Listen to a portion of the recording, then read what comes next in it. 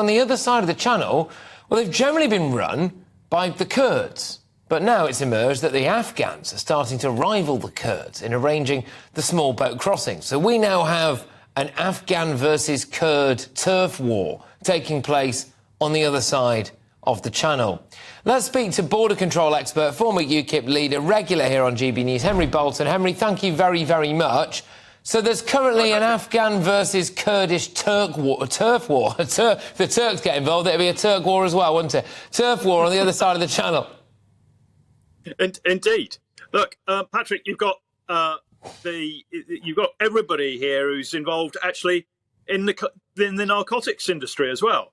You know, we talk about immigration and we talk about people smuggling, we talk about human trafficking, but something else that comes across our borders and certainly doesn't come from here in the UK is heroin, the opiates, and cocaine.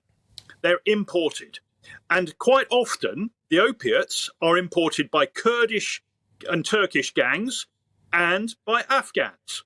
It's most of the opiates in the world come from Afghanistan. It's natural that the Afghans would be involved.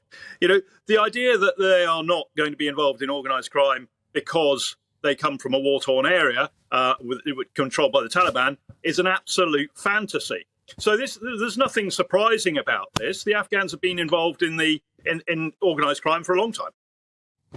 No, indeed. And as well, this is obviously a situation that we will be worried could spill out onto the streets of Britain. Well, indeed, Patrick, on that, I mean, these are groups that have got a history, a persistent, consistent history of using extreme violence to achieve their ends and to deal with competition. Yes, they'll build alliances amongst themselves. And indeed, the Albanians have made certain alliances, criminal alliances, with some of the Turkish gangs and some of the Kurdish gangs. But when it comes to it, if there is rivalry, then you can expect weaponry to be used. These are people that have easy access to firearms, and you can expect extreme violence to be used. So, you know, we've got criminality, you've got narcotics, you've got firearms, and you've got people smuggling. It's not a safe mix, Patrick. No, I'm sorry, but that is Henry. Henry, let me just cut in there. Let me just cut in there, because that is third world problems just over there. Just over there. Yeah. And that's coming here. It's projecting itself. You know, these very problems, I mean, I have long said one of the issues that needs to be addressed in terms of illegal immigration is the fact that we are we're sort of giving visas and allowing people to stay in the UK who we're not sort of educating them at all, but they are coming from populations that themselves are effectively at war with each other in other countries or other regions of the world. Yeah. So we have Pakistanis and Indians, you know, for example, you know, not making any judgment whatsoever about that conflict out there, but you've got a fundamental problem when you bring those communities to the UK. Of course, to an extent, it's going to spill out over here. And what measures are we taking to prevent that? None, or virtually none.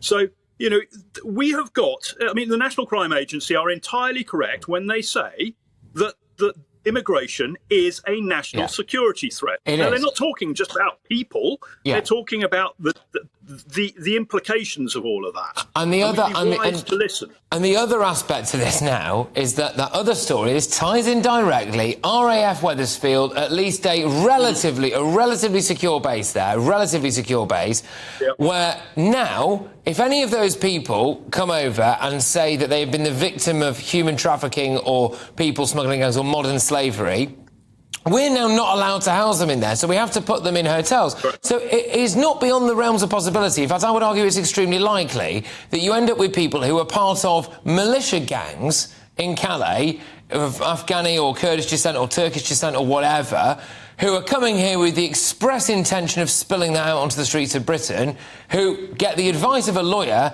and we open the doors for them and say, there you go, spend one night in this hotel room and then just disappear off into the streets of Britain. Well, one of the reasons for having a visa system, Patrick, is to enable us to an extent, vet the people that we allow to come into this country. What we've got here are tens of thousands of people coming into the country without any documentation whatsoever and being allowed to roam the country free without any supervision, effectively, or without any vetting, many of them. So, but there are a whole number of serious concerns here. How come that government ministers, the government that we elect, our elected representatives, cannot affect policy, that they are undermined at every step by lawyers? What is going wrong here? I mean, we expect a government minister to be able to implement policy. No, it's bonkers. Why is that bonkers. not happening? Well, it's not happening, but... Utter bonkers. It is. It is. We're going to have to... also a problem with planning. Yeah. It's also a problem with planning. As you quite rightly said in your introduction, Patrick, it would have been nice to know that these people couldn't go there before we sent them. Well, well, it's in the Home Office's. Yes, all right. It's in the Home Office. It's in the Home Office's own guidance as well, isn't it? Which is a bit of a bit of an issue. Yeah, Henry, thank you very, very much. I wish I could have spoken to you for much longer instead of having to move on. But there we go. Henry Bolton there, who is the former head of UKIP and, of course, a border control expert.